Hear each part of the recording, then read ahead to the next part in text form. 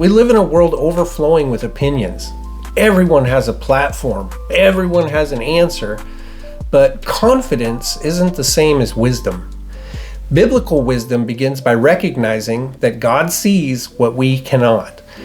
One of Satan's oldest strategies is to make us trust our own understanding more than God's word.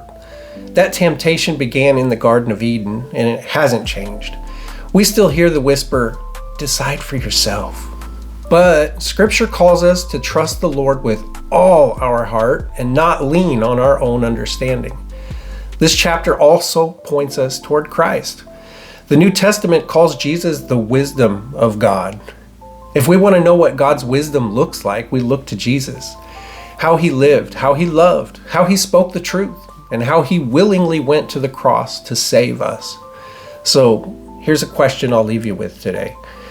When you're faced with uncertainty, whose voice shapes your thinking first? Your own, the world's, or God's? The answer to that question will shape far more than just your opinions. It will shape your life.